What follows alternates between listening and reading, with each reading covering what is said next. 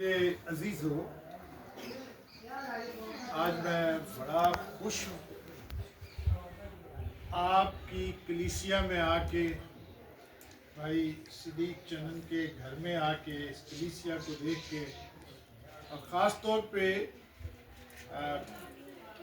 بھائی امانت برکت نے جو گیت ہمیں آج مجھے تو سکھایا ہے کہ جن ترلے پہ پاندی ہے، بہت اچھا لگا، اور واقعی دل جو ہے وہ ایسے ہو گیا جس طرح صاف پانی۔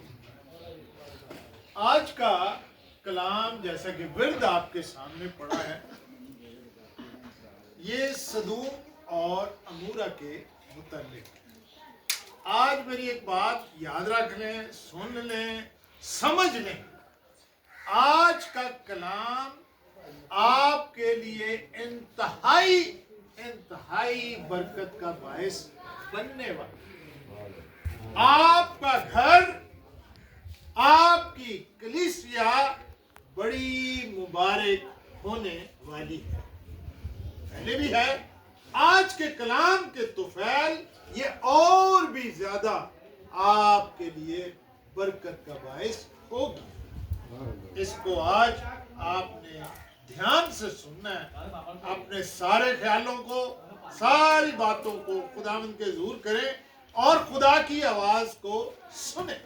خدا کی آواز سے زیادہ ضروری اور کسی کی آواز نہیں۔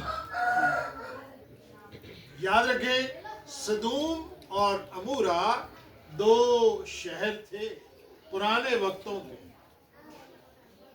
اور یہاں پر بدی اور بدکاری بہت زیادہ بڑھ گئی، بہت زیادہ، ہر قسم کا گناہ وہاں پہ پایا جاتا ہے۔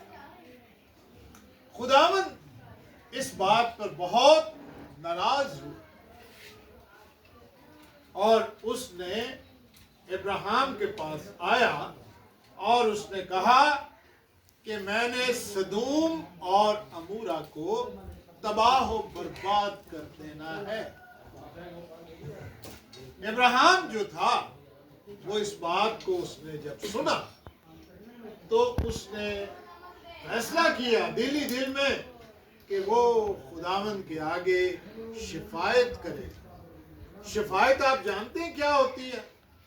شفاعت کہتے ہیں اگر کوئی شخص کسی کو مار رہا ہے تو مار کھانے والے اور مارنے والے کے درمیان میں حائل ہو جائے، اس کو کہتے ہیں کہ وہ شفاعت کر رہا ہے۔ یعنی ایک شخص مار رہا ہے، دوسرے کو مار پٹ رہی ہے، تو مارنے والے اور جس کو مار پٹ رہی ہے اس کے درمیان میں حائل ہو جاتا ہے، اس کو کہتے ہیں کہ وہ شفاعت کر۔ اور یہ کوئی عام خوبی نہیں، یہ بڑی خاص خوبی ہے۔ یہ ابراہیم میں تھی، اور اس کے بعد ہم نے موسیٰ میں دیکھی، اور اس کے بعد ہم نے خداوند یسوع مسیح میں دیکھی، جس نے کہا اے باپ ان کو معاف کر کیونکہ یہ نہیں جانتے کہ کیا کرتے۔ اس کو شفاعت کہتے ہیں۔ جیسے بزرگ موسیٰ نے بھی کہا، جب خداوند نے کہا کہ یہ لوگ تو بتوں کی پوجا کر رہے تھے، میں ان کو بھسم کر دوں گا، تو بزرگ موسیٰ نے کہا اگر تو نے ان کو بھسم کرنا ہے تو پھر میرا نام کتاب حیات سے مٹا دے۔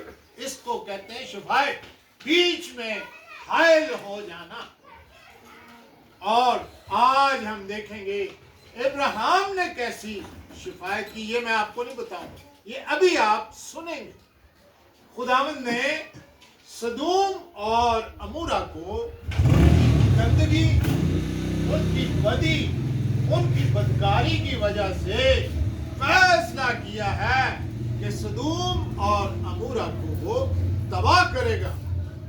اب ابراہیم نے جب یہ پتہ لگا کہ سدوم اور عمورہ تباہ ہو جائیں گے، تو کلام مقدس میں لکھا ہے ابراہیم خداوند کے حضور کھڑا رہا۔ یہ آپ کو پیدائش کی کتاب کے 18ویں باب میں سارا آپ کو ملے گا۔ تب ابراہیم نے نزدیک جا کر کہا، کس کے نزدیک جا کر کہا؟ خدا کے نزدیک، کیا تو نیک کو بد کے ساتھ ہلاک کرے گا؟ کیا خوبصورت بات ہے۔ کہتے کہ وہاں سارے ہی تو نہیں بدکار، سارے تو نہیں بدی کرنے والے، آخر کچھ تو بیچ میں اچھے لوگ ہیں، تو کیا تو بدوں کے ساتھ نیکوں کو بھی مار دے گا، چاہے وہ تھوڑے ہی ہیں؟ اب یہ بات سن کر خداوند بھی تھوڑا چونک گیا کہ یار بات میں وزن ہے۔ دیکھو کیسی خوبصورت بات کی کہ خدا کو بھی سوچ میں ڈال دیا، اور کہتا ہے شاید اس شہر میں 50 راست باز ہوں، یعنی شہر بڑا ہے، کہتا ہو سکتا ہے خداوند وہاں 50 ہی راست باز ہوں، اور کیا تو اسے ہلاک کرے گا؟ کیا بدوں کی وجہ سے وہ 50 بھی ہلاک ہو جائیں گے؟ اور ان 50 راست بازوں کی خاطر جو اس میں ہو اس مقام کو نہ چھوڑے گا؟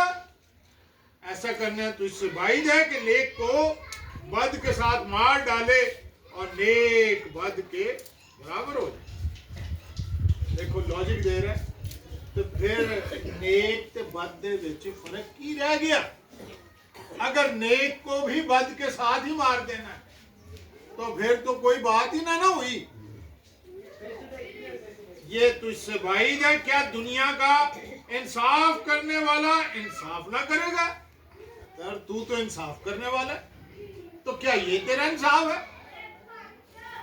آگے سنیے، اور خداوند نے فرمایا، دیکھو بات کا اثر ہو گیا، خداوند نے فرمایا اگر مجھے سدوم میں شہر کے اندر 50 راست باز ملیں تو میں ان کی خاطر اس مقام کو چھوڑ دوں۔ لو جی، کام شروع ہو گیا، بزرگ ابراہیم کی شفاعت جو ہے وہ کام کرنا شروع ہو گئی۔ خداوند کہتا ہے مجھے اگر 50 راست باز بھی مل گئے تو میں اس مقام کو چھوڑ دوں۔ تب ابراہیم نے جواب دیا اور کہا کہ دیکھیے میں نے خداوند سے بات کرنے کی جرت کی، اگرچہ میں خاک اور راکھ۔ اب ابراہیم پھر خداوند کے ساتھ بات کرنا چاہ رہا ہے، کہتا ہے کہ میں خاک اور راکھ۔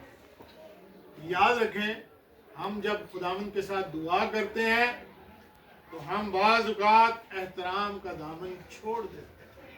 آئے خداوند تو ابھی اسی وقت کر، وہ ٹھیک ہے، آپ بیٹے بیٹیاں ہیں، لیکن یاد رکھیں کہ وہ کائنات کا مالک ہے، اس کا احترام کرنا مجھ پر اور آپ پر واجب۔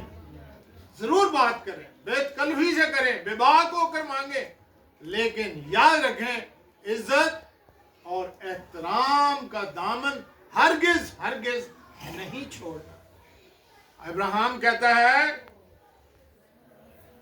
کہ میں خاک اور راکھ ہوں، کہتا شاید 50 راست بازوں میں 5 کم ہوں، تو شاید خداوند اس میں 50 میں زیادہ کہہ گیا ہوں، تو شاید 5 کم ہو۔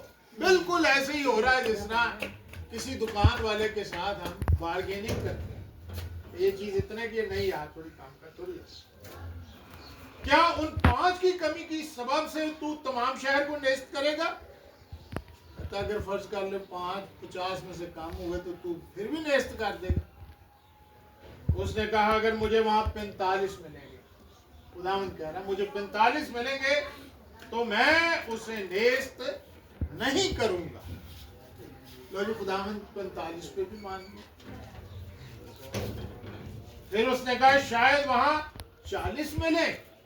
ابراہیم مسلسل شفاعت کر رہا، کہتا ہو سکتا ہے وہاں تجھے 40 راست باز ملے، تو پھر اس نے کہا میں ان 40 کی خاطر بھی یہ نہیں کروں گا۔ خداوند اس پر بھی آ گیا کہ اگر 40 بھی مل جائیں تو میں سدوم کو عمورہ کو تباہ نہیں کروں گا۔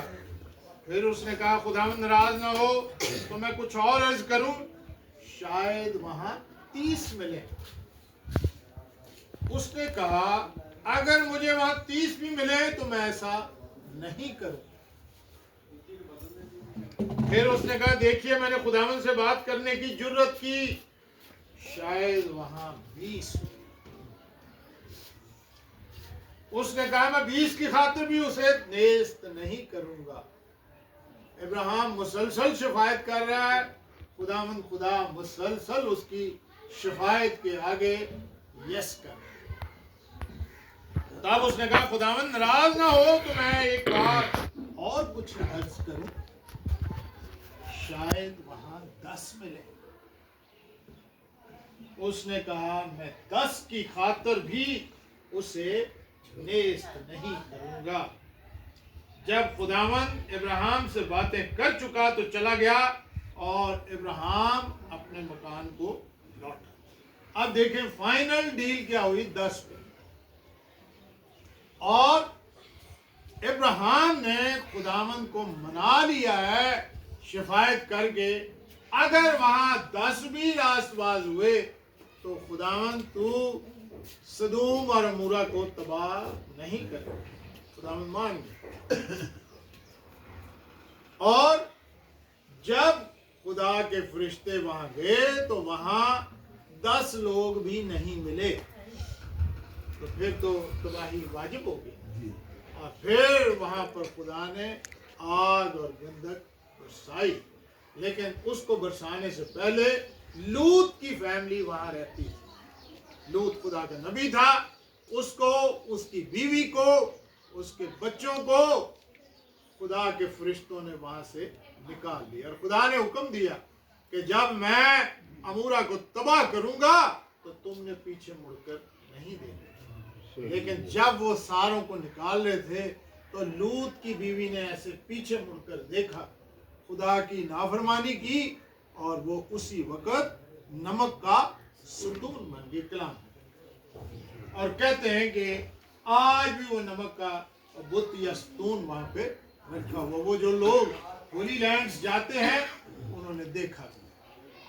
سو کہنے کا مقصد یہ ہے کہ جب ہم خداوند سے دعا کرتے ہیں تو یاد رکھیں کہ ہمیں ابراہیم کی طرح، بزرگ ابراہیم کی طرح، بزرگ موسیٰ کی طرح، اور اپنے خداوند مسیح کی طرح اپنے عزیزوں کے لیے شفاعت کرنا۔ شفاعت بڑے بڑے نبیوں کا، پیغمبروں کا دعا میں شیوا تھا۔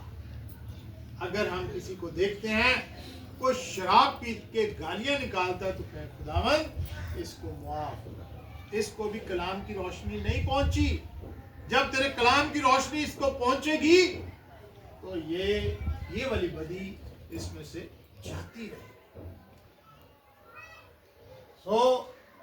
میرے عزیزو، آپ کو معلوم ہے خداوند یسوع مسیح جب آسمان پر گئے، اٹھائے گئے، اس کے 10 دن بعد پاک روح کو بھیجا گیا۔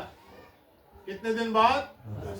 40 دن وہ نظر آتے رہے، اٹھائے جانے کے بعد 10 دن بعد پاک روح دنیا میں آ گئی۔ اور آج پاک روح کیا کرتا ہے؟